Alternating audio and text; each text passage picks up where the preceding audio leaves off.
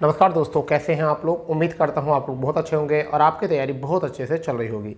दोस्तों, जैसे कि आपको पता है कि हमारा सेशन शुरू होने वाला है और सेशन है हमारा उत्तर प्रदेश का। और आज हमारी 10वीं क्लास है सेशन की। कौन सी क्लास है? 10वीं क्लास है। और आज जो टॉपिक होने वाला है वो बहुत स्पेशल टॉपिक होने वाला है, स्थानीय स्वशासन और यूपी विशेष। यानी कैसा है, ये यूपी विशेष है। बहुत अच्छे तरीके से हम पढ़ रहे हैं और 9 क्लास हम अब तक प्रोवाइड करा चुके हैं आपको। और ये क्लास डेली जो है आपको शाम को 7 बजे प्रोवाइड होती है। ठीक है, तो जिन लोगों ने अभी तक क्लास नहीं देखी है वो प्ले लिस्ट पर जाइए और सारी क्लास देख लीजिए और प्यारे तरीके से जो है अपना नोट्स बना लीजिए। दोस्तों, यूपी की जो क्लास है ना वो इतनी इंपॉर्टेंट हो गई है क्योंकि उत्तर प्रदेश की कोई भी ऐसी भर्ती नहीं है जिसमें कि यूपी नहीं आए। 20 क्वेश्चन यूपी के आते हैं, इसलिए यूपी की क्लास बहुत इंपॉर्टेंट है और इसे आप अच्छे तरीके से बारीकी के साथ जो है अपनी तैयार कर लो, क्योंकि कहीं ऐसा ना हो कि आप 20 नंबर में पीछे पिछड़ जाओ। और ये एकदम लिमिटेड है और ये एकदम ठोस नंबर हैं आपके। ठीक है भैया। और साथ ही साथ उत्तर प्रदेश पुलिस में भी यूपी का अच्छा खासा रोल होता है। 12-13 क्वेश्चन होते हैं। यूपी पीसीएस में भी उत्तर प्रदेश का बहुत अच्छा रोल होता है। साथ ही साथ आरओ एआरओ में भी यूपी का बहुत अच्छा रोल होता है। इसलिए ओवरऑल अगर आप उत्तर प्रदेश से संबंध रखते हो तो उत्तर प्रदेश को ही आप अच्छे से तैयार करके चलोगे। आज अगर हम बात करने वाले हैं स्थानीय स्वशासन की, तो इसमें 2 निकाय की बात करेंगे। तो स्थानीय स्वशासन होता है और एक आपका नगरीय निकाय होता है। तो हम आज जो टॉपिक है हमारा वो किसका है? स्थानीय स्वशासन। स्थानीय स्वशासन में क्या क्या चीज़ आती है हमें पता होनी चाहिए। पंचायती राज व्यवस्था आती है, ग्राम पंचायत आती है, क्षेत्र पंचायत आती है आपकी। ठीक है, उसी के साथ साथ जो है क्षेत्र पंचायत के साथ साथ जिला पंचायत भी आती है। तो ये सब जो टॉपिक है वो किसके हैं? स्थानीय निकाय के हैं। मैं आपको बताना चाहूँगा स्थानीय निकाय में सबसे पहले जो हमें टॉपिक पढ़ना वो क्या पढ़ना है? पंचायत राज व्यवस्था। पंचायती राज व्यवस्था, इसे याद रखना है। ठीक है, क्योंकि पंचायती राज व्यवस्था में तुमने देखा होगा बहुत सारी समितियां भी हैं, तो हम उनको भी समझेंगे। ठीक है, कौन सी समिति ने क्या कहा था, नहीं उसको भी देखेंगे। क्या है थुंगन समिति क्या है? ठीक है, हाँ, तो वो समितियां भी हम लिखेंगे, है नहीं, उसको भी समझाएंगे कि कौन कौन सी समिति में कौन कौन सी जिक्र किया गया। पंचायत राज से संबंधित कौन कौन सी समिति हैं, पंचायती राज देश में कब हुई थी और यूपी में कब हुई थी, तो लगभग हम उस पर बात करेंगे। परंतु उससे पहले ठीक है एक बात और ध्यान देंगे कि हमें इसके बारे में पता होना चाहिए। फिर एक हम बात करेंगे दूसरे नंबर पर ग्राम पंचायत के बारे में। किसके बारे में? ग्राम पंचायत। ठीक है भाई, ग्राम पंचायत के बारे में बात करेंगे। ग्राम पंचायत के बारे में क्या होता है। साथ ही साथ हम बात करेंगे क्षेत्र पंचायत के बारे में। किसके बारे में बात करेंगे? क्षेत्र पंचायत के बारे में बात करेंगे। आज जो हमारा टॉपिक होने वाला बहुत ही स्पेशल। ठीक है भैया। उसके बाद जो हम बात करेंगे वो बात करेंगे जिला पंचायत। ठीक है भाई, जिला पंचायत के ऊपर हम बात करेंगे। देखिए, ग्राम पंचायत में, पंचायत राज में बहुत सारे क्वेश्चन आते हैं। ये भी आता है पंचायती राज सबसे पहले कहाँ देश में हुआ था, तो आपको सबको पता है राजस्थान में नागौर में कब हुआ था? 1959 को।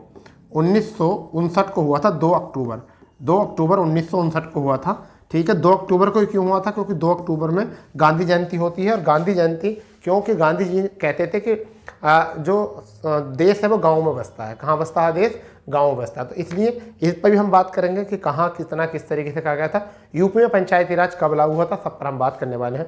कितने इसकी समितियां हैं वो भी याद करनी है। पंचायत राज से जुड़ी समिति कौन कौन सी है। ठीक है, तो सबसे पहले 1 बाय 1 करके बात करते हैं। ठीक है भाई, तो 1 बाय 1 करके बात करते हैं। सबसे पहले जो हम हेडिंग डालते हैं वो डालते हैं स्थानीय स्वशासन। स्थानीय स्वशासन, इसी की भाषा को समझते हैं क्या होता है स्थानीय स्वशासन। इसी को समझते हैं क्या होता है स्थानीय स्वशासन। मैं आपको बताना चाहूँगा स्थानीय स्वशासन का तात्पर्य क्या होता है। स्थानीय लोगों की भागीदारी। ठीक है, यानी कि क्या होता है, इसका तात्पर्य क्या होता है? इसका तात्पर्य होता है बच्चा स्थानीय, अपने स्थान के लोग जो होते हैं, स्थानीय स्वशासन यानी स्थानीय लोगों की भागीदारी। क्या होता है? स्थानीय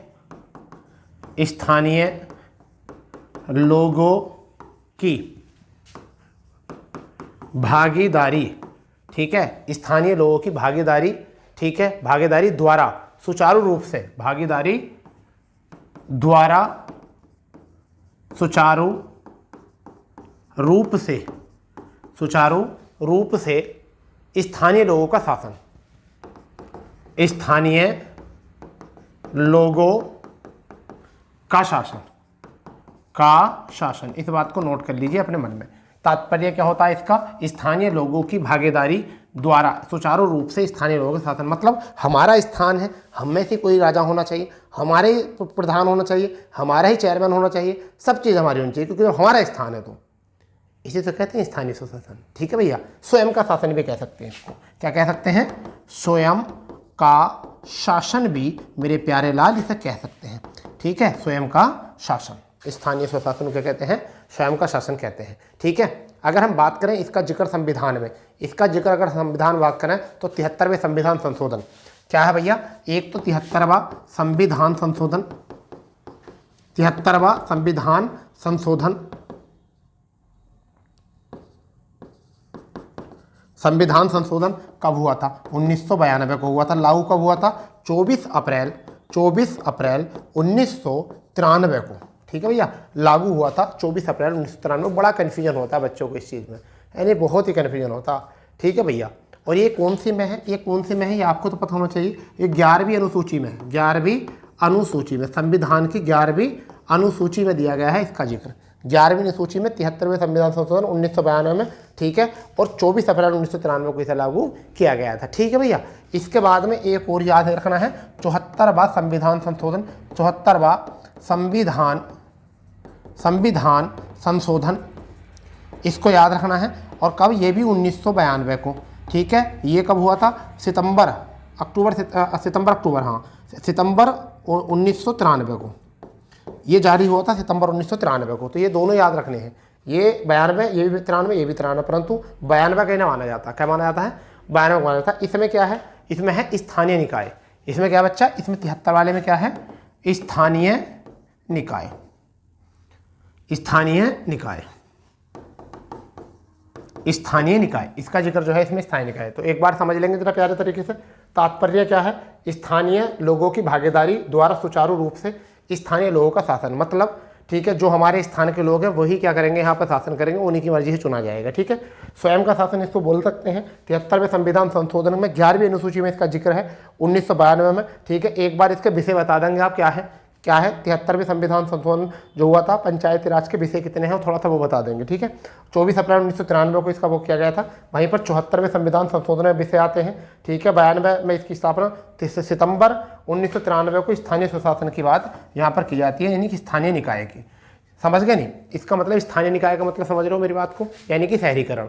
ठीक है, क्या होगा? शहरीकरण और ग्राम पंचायत, ऐसा बात आती है। तो हम शहरीकरण की बात करेंगे, मगर सबसे पहले किसकी बात करने वाले बच्चा?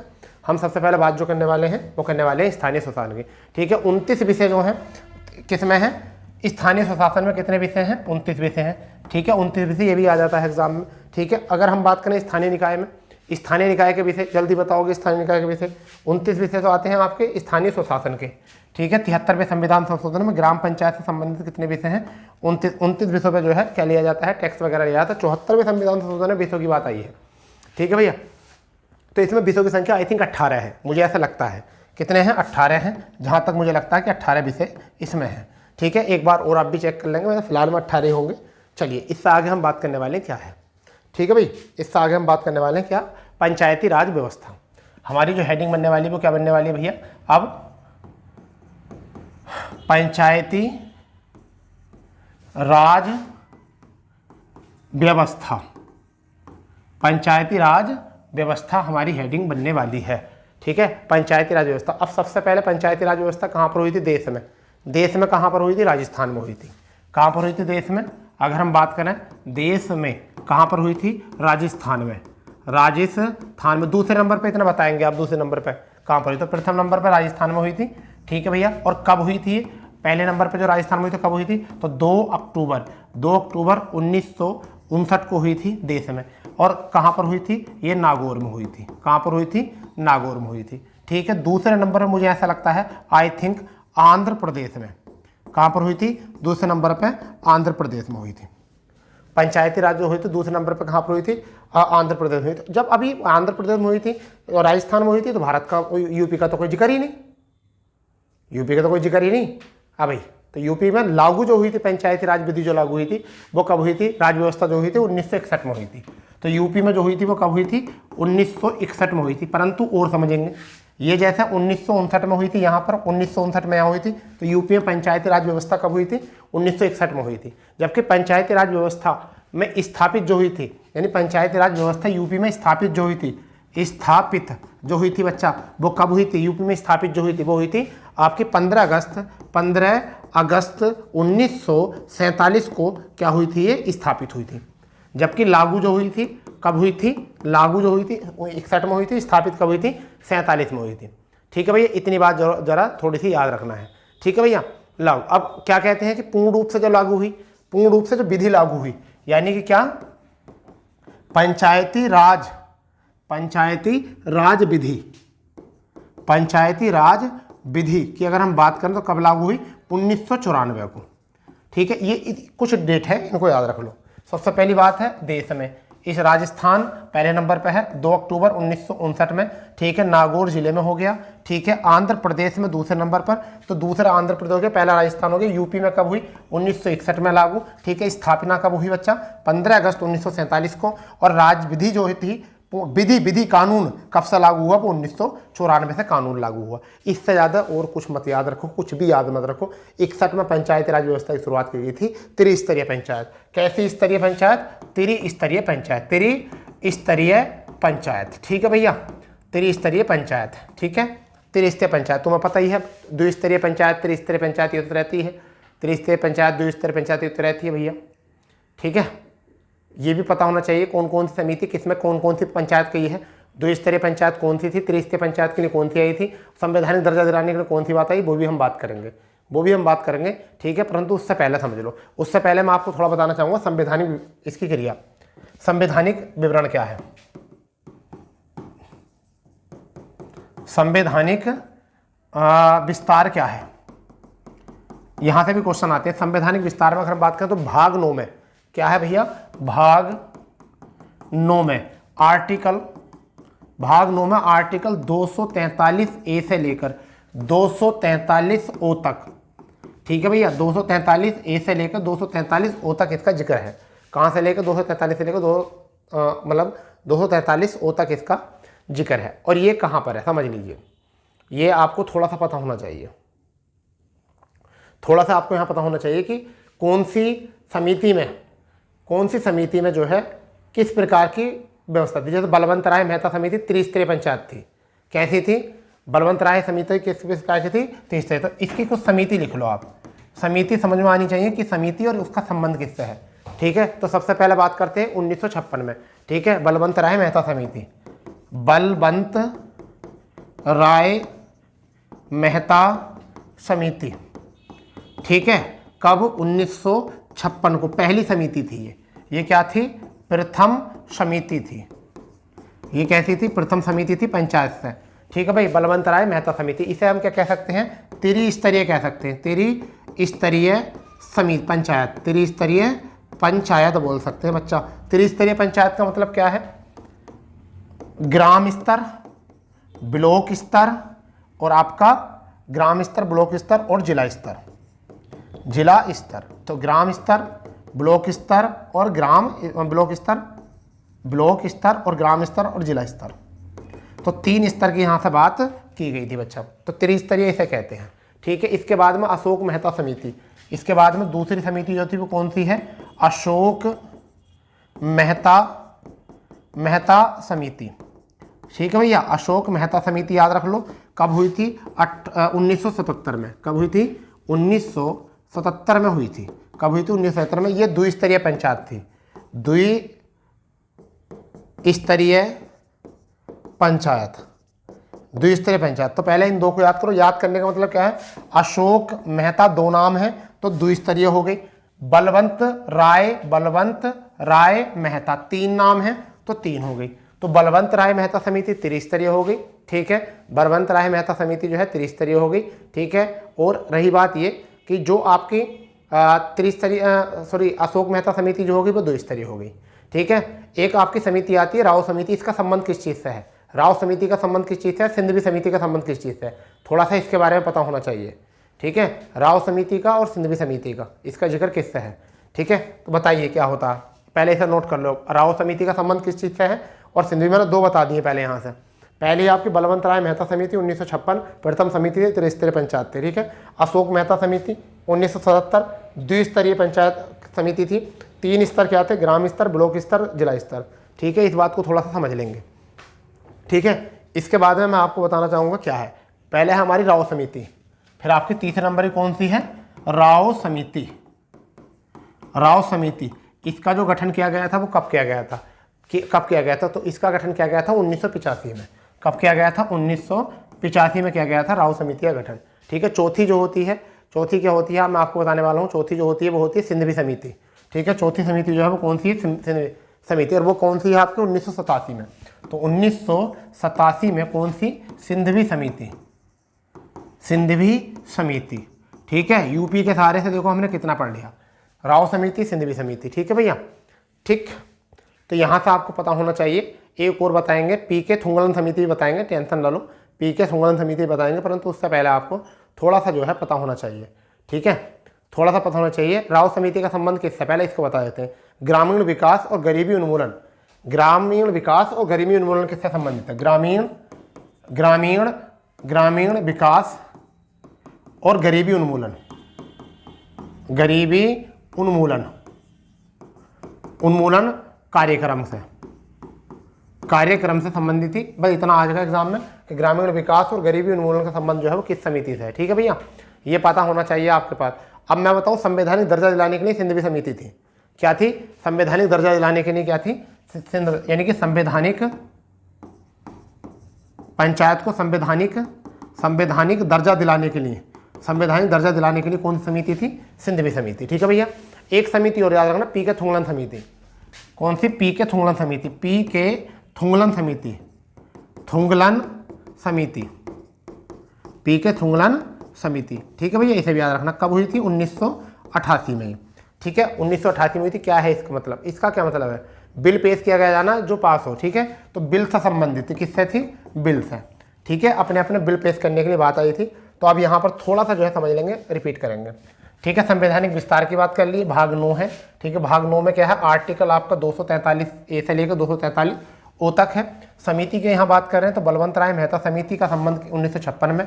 ठीक है, प्रथम समिति थी ये, त्रिस्तरीय पंचायत से संबंधित है। दूसरी अशोक मेहता समिति जो है द्विस्तरीय पंचायत 1970 में है। ठीक है, त्रिस्तरीय कौन कौन से थे? ग्राम स्तर, ब्लॉक स्तर और जिला स्तर। आगे समझने वाले मेरे प्यारे बच्चों, राव समिति का संबंध कब है? 1985 में, ग्रामीण विकास गरीबी उन्मूलन कार्यक्रम से संबंधित है। सिंधवी समिति का संबंध जो है 1987 में, संवैधानिक दर्जा दिलाने के लिए पंचायतों को।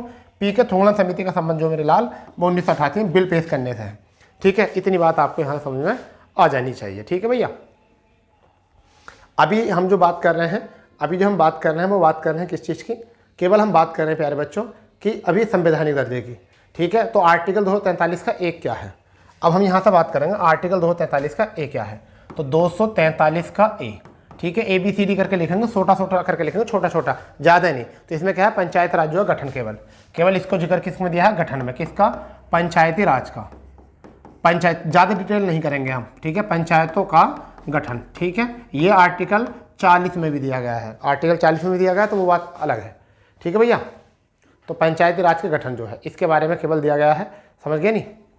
अब पंचायती राज गठन के बाद पहला राज्य जो है वो MP था। ठीक है भैया, कैसा था?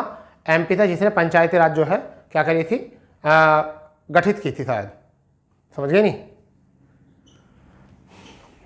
ठीक है, मुझे ऐसा लगता है कि सबसे पहला जो था पंचायती राज गठन के बाद जो है पहला राज्य जो था मध्य प्रदेश है, जिसने पंचायतों का गठन किया था, जब ये आर्टिकल बने थे। ठीक है, ये हो चुका है। तो छोटा करके भी लिख लेंगे ना हम, इतना कि 243 का ए क्या है, 243 का बी क्या है, 243 का सी क्या है, वह इतना करके भी लिख देंगे, बहुत है। ठीक है, ABC में क्या दिया हुआ, ए में क्या लिखा हुआ, बी में क्या लिखा हुआ, सी में क्या लिखा हुआ, डी में क्या लिखा हुआ, क्योंकि जो आपके रेलवे का होता है ना, तो वो जो है कई बार एग्जाम में इतना ही पूछा जाता है। ठीक है, रेलवे में इतना ही पूछा जाता है, बस मुख्य 2-3 बातें अगर पता चल जाए तो सही रह जाता है। 1-2 क्वेश्चन पूछा जाता है। ठीक है, कि मतलब पूरी कोर क्या होनी चाहिए, पंचायतों का गठन के बारे में कोर होनी चाहिए। समझ गए नहीं? पंचायतों के गठन में कोर होनी चाहिए कि यानी कि ए से हो गया और बी से क्या होता है? गठन। बी से कितना होता है? गठन होता है। ठीक है, हाँ जी, बी से क्या होता है? बी से होता है गठन पर विधि। ठीक है भाई, गठन, इसमें परिभाषा भी होती है। पहले में परिभाषा भी आ जाती है। ठीक है, परिभाषा भी आ जाती है। 2 में क्या आता है? गठन पर विधि आ जाती है। ठीक है, अरे बात समझ में? अब यहाँ पर डी से क्या होता है? आरक्षण। एक सी और होता है। सी में बताओ क्या होता है? सी में क्या होता है? पंचायती राज में सी में शायद 3 होते हैं, सी से 3 होता है, और 3 का मतलब शायद त्रिस्तरीय की बात दी गई है, आई थिंक। समझ गए नहीं, मुझे ऐसा लगता है पंचायत का सी में, हाँ त्रिस्तरीय की बात करी गई है, त्रिस्तरीय पंचायत, ठीक है शायद। चलो सी में क्या है, वो त्रिस्तरीय पंचायत है, त्रिस्तरीय पंचायत, ठीक है, पंचायत, ठीक है। डी में ए में क्या हो गया, गठन हो गया, बी में हो गया गठन पर विधि होगी, सी में जो हो गया वो त्रिस्तरीय पंचायत हो गया, और डी में जो होता है वो होता है SC ST का आरक्षण, ठीक है। डी का डिस्काउंट होगा तो SC और ST, ठीक है। और महिलाओं के लिए क्या है भैया, आरक्षण हो जाएगा। क्या हो जाएगा बच्चा, आरक्षण हो जाएगा। ये थोड़ी सी बात दिखे सर। ई में जो है पंचायतों का कार्यकाल, ई 5 नंबर पर आता है, तो ई में क्या हो जाएगा, कार्यकाल, ई में क्या हो जाएगा, कार्यकाल हो जाएगा, ई में कार्यकाल हो जाएगा। एफ का मतलब होता है फेलियर, एफ का मतलब होगा फेलियर, तो क्या हो जाएगा, सदस्यों की योग्यता, समझ गए नहीं, ऐसे सदस्यों की योग्यता है, योग्यता शायद एक बार देखते हैं, सदस्यों की योग्यता ही होगी शायद, सदस्यों की योग्यता, ठीक है भैया, ठीक है। इतनी बात होनी चाहिए। जी का मतलब होता है पंचायतों के कार्य, पंचायतों के कार्य, जी का मतलब क्या होता है, पंचायतों के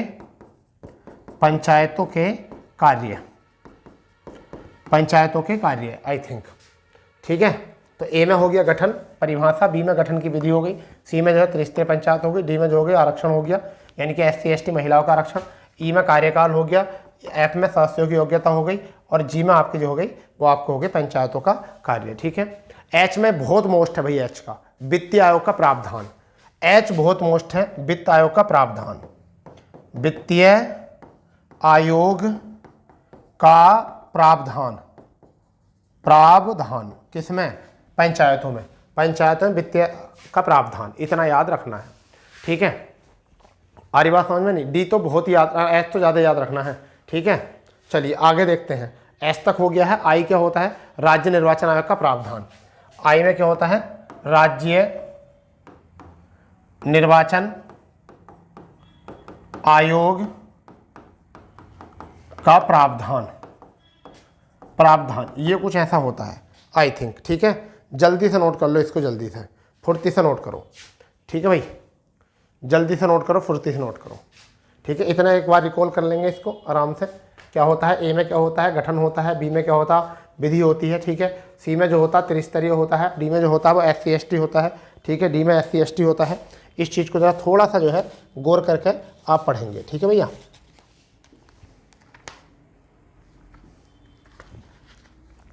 करो इसे कंप्लीट, बहुत अच्छे से कंप्लीट करो भाई, बहुत अच्छे से कंप्लीट करना है, ऐसे काम नहीं चलेगा, ऐसे काम चलना ही नहीं है, ठीक है। इतनी बात थोड़ी सी जो है याद करके रखो, तो आपका किस में हो जाएगा, देख लीजिए, बी में हो जाएगा, सी में हो जाएगा, डी हो जाएगा, ठीक है, ई हो जाएगा। ये सब चीज़ें जो है आपको पता होनी चाहिए यहाँ से, ठीक है। पंचायतों के बारे में क्वेश्चन पूछा जाता है एग्ज़ाम में भी, और पूछा जाना भी चाहिए, ठीक है भैया, क्योंकि ये कई बार एग्ज़ाम में क्वेश्चन पूछा है।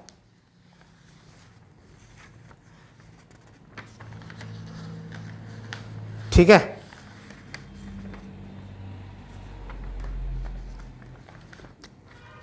ये पूरे जो है ना ओ तक बिल्कुल याद होने चाहिए, ओ तक जो है वो क्या होने चाहिए, बिल्कुल याद।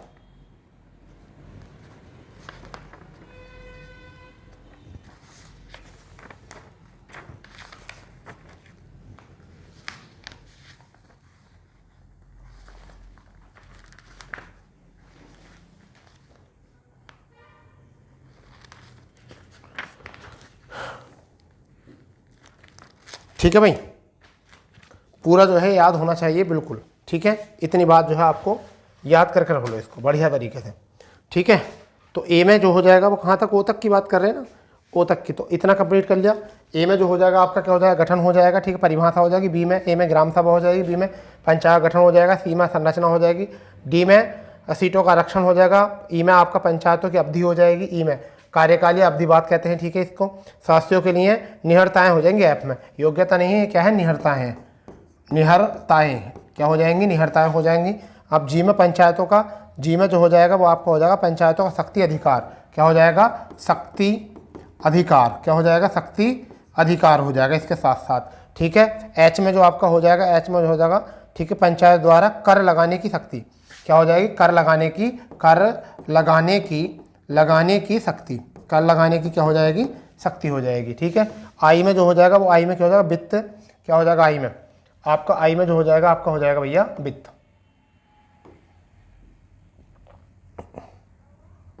ठीक है, आपका जो आई में हो जाएगा वो क्या हो जाएगा, वो आई में हो जाएगा आपका, यहाँ से कई बार क्वेश्चन पूछा भी गया है।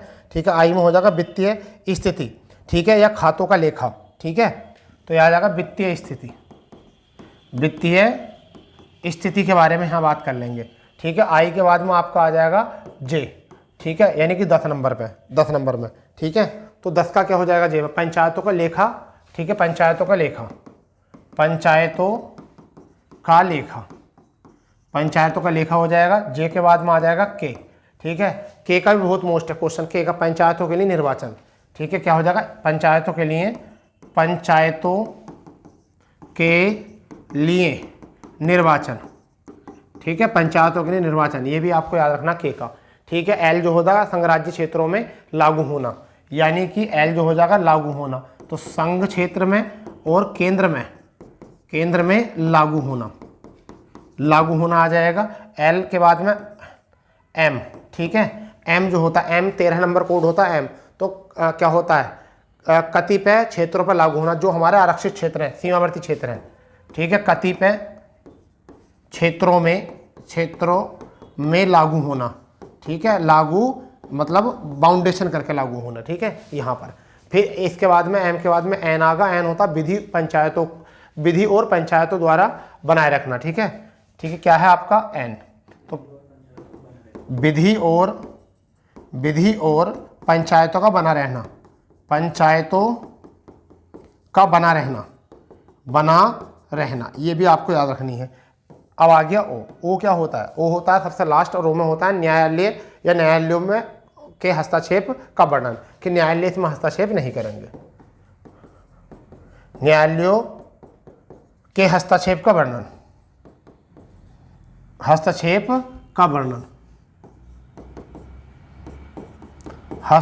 का वर्णन। ठीक है भैया, तो इनको भी रिपीट कर लेंगे।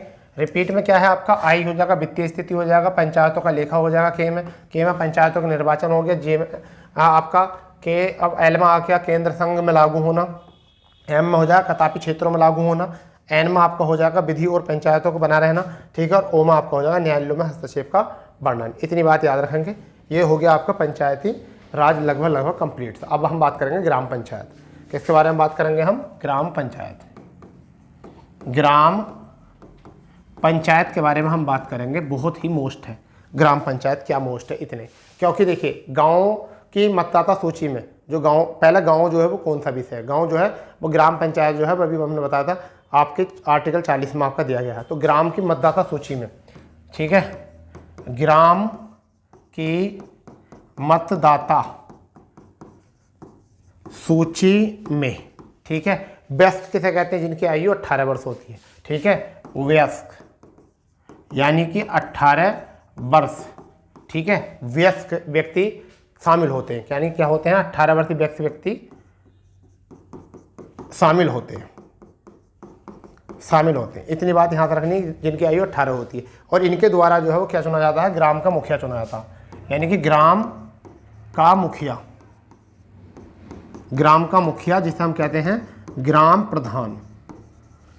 प्रधान, जिसकी आयु कितनी होनी चाहिए, कम से कम 21 वर्ष होनी चाहिए। क्या होनी चाहिए, कम से कम। ये भी एग्जाम में कई बार पूछा जाता है, गांव का प्रधान जो होता है उसकी आयु कितनी होनी चाहिए, तो 21 वर्ष होनी चाहिए। ठीक है, कार्यकाल जो होता है कितने दिन के चुना जाता है, कार्यकाल जो होता है वो कितने समय के चुना जाता है, 5 वर्ष के लिए, परंतु सदस्यों द्वारा अविश्वास पारित करके समय से पहले इसे हटाया भी जा सकता है सदस्यों द्वारा। अब बात करते हैं सदस्यों को, तो कितने सदस्य होते हैं एक ग्राम पंचायत में, वो 7 से 17 सदस्य होते हैं। यानी कि ग्राम पंचायत में जो सदस्य होते हैं उनकी संख्या कितनी होती है, उनकी संख्या जो होती है बच्चा, वो 7 से 17 सदस्य होती है, जिन्हें हम पंच कहते हैं। क्या कहते हैं, पंच कहते हैं, कि भाई बड़े भारी पंच बनने हो तो ये वही पंच है। इतनी बात याद रखना है, पंच कहते हैं इनको। ठीक है, और एक और बात याद रखना, यहाँ पर 7 से कितने होते हैं, 17 होते हैं, इनमें से 2/3 सदस्य जो है 2/3 सदस्य हटा सकते हैं, 1/3 सदस्य जो है इस प्रधान के प्रति जो है अविश्वास ला सकते हैं।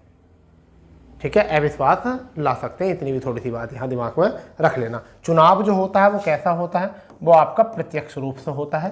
प्रत्यक्ष रूप से होता है, प्रत्येक 5 वर्षों में होता है। प्रत्येक 5 वर्षों में होता है। अगर कोई ग्राम प्रधान के कार्यकाल के दौरान मृत्यु हो जाए तो वह शेष अवधि के लिए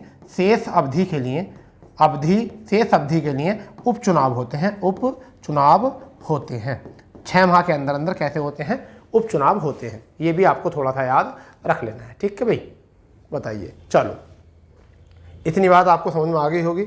इसके बाद जो हम बात करते हैं वो बात किसकी करते हैं, बात करते हैं हम क्षेत्र पंचायत की। किसकी? क्षेत्र पंचायत। क्षेत्र पंचायत की बात करने वाले। क्षेत्र पंचायत जो होती है ब्लॉक स्तर पर होती है। किस पर होती है? ब्लॉक स्तर पर। ब्लॉक स्तर पर। ठीक है भैया, क्षेत्र पंचायत जो होती है ब्लॉक स्तर पर होती है। इसका जो प्रमुख होता है वो कौन होता है? ऐसा कह दिए, इसका जो प्रमुख होता है, इसका प्रमुख ब्लॉक प्रमुख होता है। ठीक है, निर्वाचित सदस्य जो होता है वो कौन होता है? निर्वाचित सदस्य जो होता है वो कौन होता है? वो होता है ब्लॉक प्रमुख। कौन होता है? ब्लॉक प्रमुख। और एक होता है उप प्रमुख। उप प्रमुख। ठीक है, इसका चुनाव कैसा होता है? इसका जो चुनाव होता है वो कैसा होता है? अप्रत्यक्ष होता है। अप्रत्यक्ष चुनाव होता है। कौन वोट डालते हैं? बीडीसी मेंबर इसका वोट डालते हैं, यानी कि बीडीसी मेंबर। इसमें क्या अपना वोट डालते हैं? बीडीसी मेंबरों के कहते हैं ब्लॉक डेवलपमेंट काउंसिल। क्या कहते हैं? ब्लॉक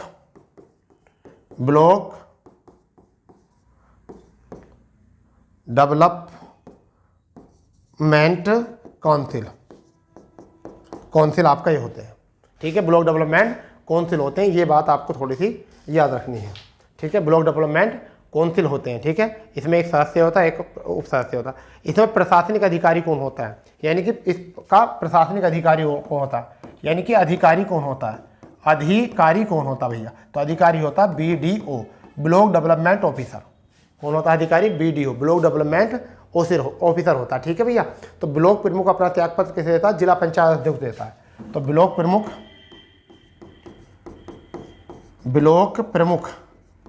अपना त्यागपत्र किसे देता है? जिला पंचायत अध्यक्ष को देता है। जिला पंचायत अध्यक्ष को देता है। ठीक है भैया, ये भी याद रखना है कि इतनी बात थोड़ी सी याद करके चलो। ठीक है, इतनी बात थोड़ी सी याद करके चलो। उप प्रमुख जो है ये अपना त्यागपत्र किसे देता है? प्रमुख को देता है। उप प्रमुख जो अपना त्यागपत्र देता है वो किसे देता है? प्रमुख को देता है। इतनी बात यहाँ से याद रखोगे। ये द्वितीय स्तर की पंचायत होती है। कैसी होती है? ये द्वितीय स्तर वाली जो होती है ये पंचायत होती है द्वितीय स्तर की। ठीक है, पहले स्तर पर ग्राम होता है, दूसरे स्तर पर जो होता है वो आपका ब्लॉक होता है, तीसरे पर होता है जिला पंचायत होता है। यदि कोई प्रमुख या उप प्रमुख राज्य सरकार पद पर होता है या उसे मतलब ऐसा होता है राज्य पद दिया होता तो वो उसे हटा देते हैं उससे। ठीक है, यानी कि राज्य सरकार पद से उसे हटा देती है अगर कोई प्रमुख या उप प्रमुख जो है कोई लाभ का पद लिया होता है तब भी। ठीक है, या 3 वर्ष के लिए वह अगले 3 वर्ष के लिए जो है इस पद को पात्र नहीं भी होता। इसलिए भी क्यों, एक बात और समझिए, इसका भी एक रीजन है पूरा। इसका ये रीजन है कि कोई प्रमुख अगर लाभ का पद कहीं से ले रहा हो तो उसे जो है राज्य सरकार उसे पद से हटा सकती है। ठीक है, कई बार इसके ऊपर अविश्वास प्रस्ताव भी पारित कर दिया जाता है, मगर वो अगले 3 वर्षों के लिए जो है ना वो पद पर नहीं रहेगा। समझ गए नहीं? इतनी बात थोड़ी सी याद रख लेनी है यहाँ से। ठीक है, तो आज क्लास जो है यहाँ पे रोकते हैं क्योंकि क्लास बहुत लंबी हो जाती है, तुम बोर हो जाते हो। छोटी छोटी क्लास आपको अच्छी लगती हैं तो हम जो है आज हम केवल क्लास यहाँ तक लेते हैं। कल जो हम पढ़ाएंगे वो हम पढ़ाएंगे आपको जिला पंचायत। ठीक है, कल का हमारा टॉपिक होगा जिला पंचायत, और साथ ही साथ जिला पंचायत के साथ साथ हम पढ़ाएंगे आपका स्थानीय निकाय। तो कल का जो हमारा टॉपिक है वो ये है, स्थानीय निकाय में आप पढ़ोगे। ठीक है, नगर निकाय, नगर पंचायत, नगर परिषद ये भी पढ़ोगे, तो कल का टॉपिक है। फिलहाल में आज जो हमने आर्टिकल बताए, टॉपिक बताए, उनको तैयार कर लीजिए अच्छे से। ठीक है दोस्तों, तो मुझे ऐसा लगता है आपके लिए जो है ये क्लास बहुत सफिशिएंट, थोड़ा थोड़ा करके पढ़ते रहोगे तो आपका हो जाएगा। ठीक है, चलिए तो कल मिलते हैं अपने इसी प्लेटफॉर्म पर। तो जब तक के लिए जय हिंद, जय भारत, वंदे मातरम।